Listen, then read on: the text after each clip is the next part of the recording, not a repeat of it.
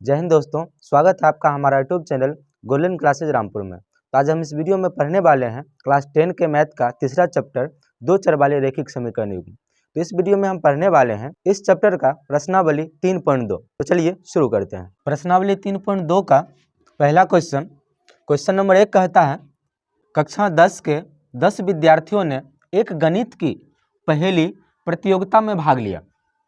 यदि लड़कियों की संख्या लड़कों की संख्या से 4 अधिक हो तो प्रतियोगिता में भाग लिए लड़कों और लड़कियों की संख्या ज्ञात करें।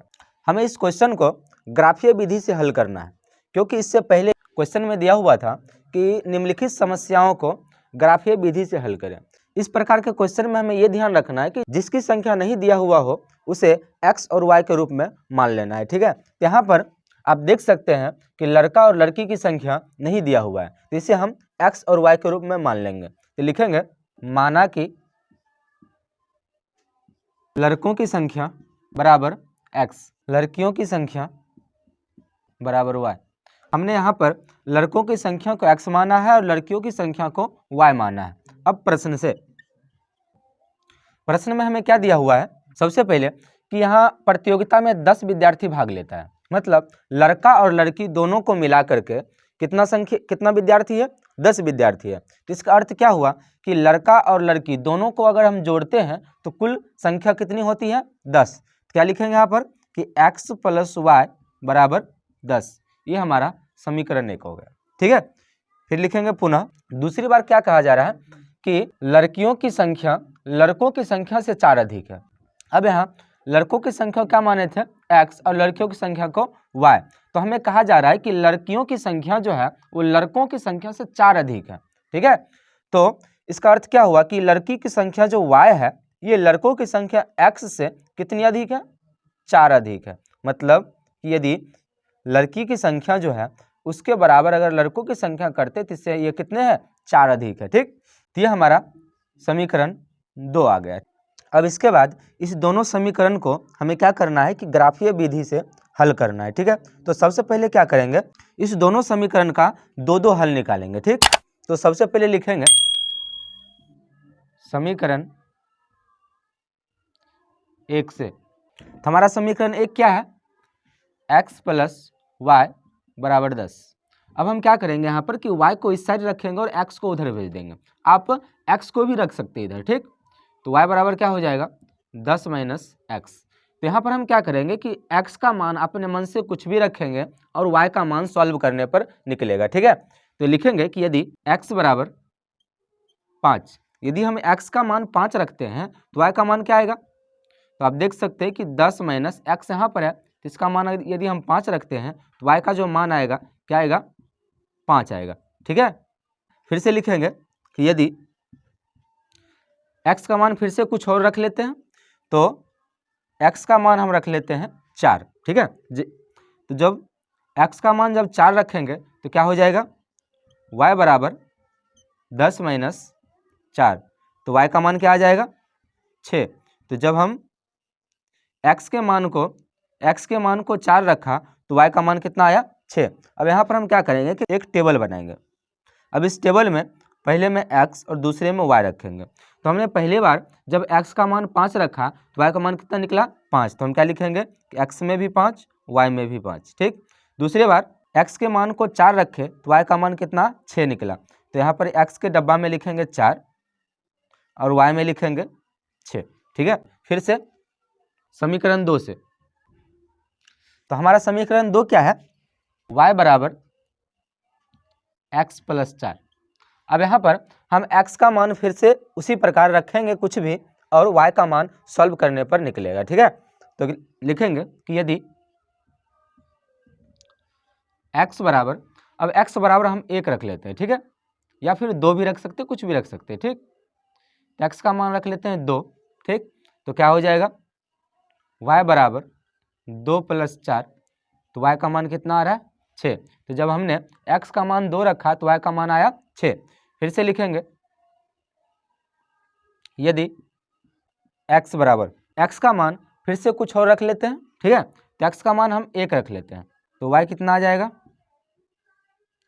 1 + 4, तो y का मान आ जाएगा 5।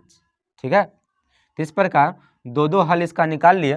फिर से अब इसका हम क्या करेंगे, टेबल बनाएंगे और इस टेबल में दोनों हल को लिख देंगे। तो पहला हल हमारा क्या निकला था, x का मान 2 तो y का मान 6, तो यहाँ पे लिखेंगे 2 और 6।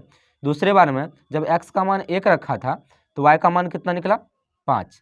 तो इस प्रकार इस दोनों समीकरण का हमें हल निकल गया। दोनों हल को बिंदु के रूप में लाना है और उसे ग्राफ के रूप में व्यक्त करना है। ठीक है, तो इस प्रकार आपको भी अपने ग्राफ कॉपी में इस प्रकार ग्राफ खींच लेना है। ठीक है, तो हमने क्या किया है, ग्राफ पर एक एक का अंतराल लिया है। ठीक है, आप अपने अनुसार इसमें दो दो का अंतराल भी ले सकते हैं। जिस प्रकार के आपके पास हल आएगा उस तरह की आप अंतर ले सकते हैं। ठीक है, इसके बाद सबसे पहले क्या करेंगे कि समीकरण 1, पहले समीकरण का जो हल होगा उसे निरूपित करेंगे इस ग्राफ पर।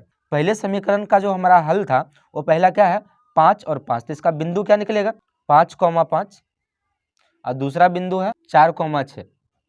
ठीक है, इस दोनों बिंदु को इस ग्राफ में हमें व्यक्त करना है। तो पहला क्या है कि 5 और 5, मतलब क्या कि पहले x में 5 और y में भी 5 है। x अक्ष पर पहले 5 ढूंढना है, फिर y अक्ष पर भी 5 ढूंढना है। तो x अक्ष पर 5 यहाँ है और y अक्ष पर यहाँ है, तो दोनों को एक बिंदु पर कैसे लाएंगे, तो इसे अपने लाइन पर सीधा बढ़ाएंगे। ठीक है, और ये भी अपने सीधे लंबवत आगे बढ़ेगा। ठीक है, ये दोनों जहां क्रॉस करेगा, ठीक, वो बिंदु हमारा आ जाएगा 5,5। ठीक है, तो हमने इसको इस प्रकार बढ़ाया है, आपको बढ़ाने की जरूरत नहीं है। जब आप ग्राफ कॉपी में बनाइएगा तो उसमें लाइन इस प्रकार का खींचा हुआ ही होगा। ठीक है, फिर दूसरा बिंदु है 4,6, मतलब x पर हमें 4 लेना है और y पर 6 लेना है। ठीक है, तो x पर 4 ये रहा और y पर 6 यहाँ है। ठीक है, तो इस प्रकार इस दोनों को हम आगे बढ़ाएंगे तो ये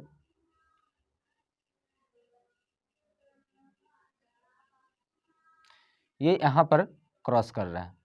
ठीक है, तो ये जो बिंदु हमारा आ गया ये 4,6। ठीक, तो इस दोनों को आप स्केल की मदद से इसे दोनों को मिला दीजिएगा। ठीक है, अब इस लाइन के ऊपर समीकरण 1 को पहले समीकरण को लिख देना। तो पहला समीकरण हमारा क्या है, x + y = 10। तो यहाँ पर हम इस लाइन पर कहीं भी आपको लिख देना है, तो लिखेंगे x + y = 10। ठीक है, अब दूसरा जो हल था हमारा दूसरा समीकरण का, उसे फिर इसी प्रकार व्यक्त करेंगे। तो दूसरा समीकरण का हल क्या है, 2 और 6, तो बिंदु इसका क्या आ जाएगा, 2,6 और दूसरा 1,5। ठीक, तो पहला लेंगे हम 2,6, मतलब x पर हमें 2 लेना है और y पर 6 लेना है। तो देख लीजिए यहाँ पर कहाँ मिलेगा ये, ठीक है, तो यहाँ पर ये क्रॉस करेगा दोनों। ठीक, तो ये जो बिंदु हमारा हो गया ये कौन सा आ गया, इसे लिखेंगे 2,6। ठीक है, दूसरा बिंदु है 1,5, यानी कि x पर 1 और y पर 5। ठीक है, तो यहाँ पर ये दोनों क्रॉस कर रहा है,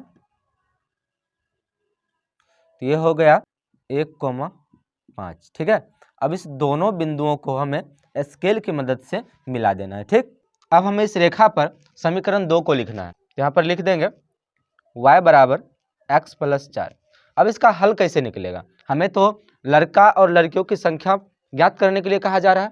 ठीक है, तो जब हम ग्राफीय विधि से किसी भी चीज़ का हल निकालते, किसी भी समीकरण का हल निकालते हैं, तो वहाँ पर हमें ये ध्यान रखना है दोनों समीकरण का जो लाइन होगा, ठीक है, तो जैसे कि समीकरण 1 का जो ये ग्राफीय लाइन है, समीकरण 2 का जो ये लाइन है, ये दोनों लाइन जहाँ पे क्रॉस करेगा वो बिंदु हमारा हल होता है। तो देख लीजिए यह क्रॉस कहाँ पर कर रहा है, इस जगह पर। तो ये बिंदु किस प्रकार है, देखिए ये बिंदु जो है ये 7 के सामने है और 3 के सामने है।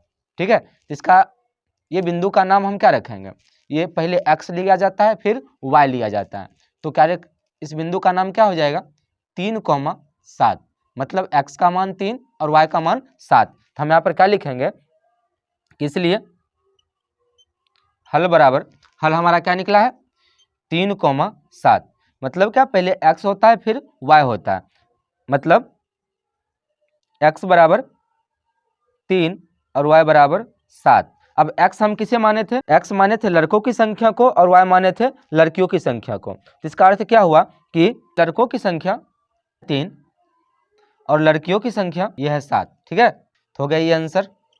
ठीक, इस प्रकार क्वेश्चन नंबर 1 पूरा होता है, ठीक है।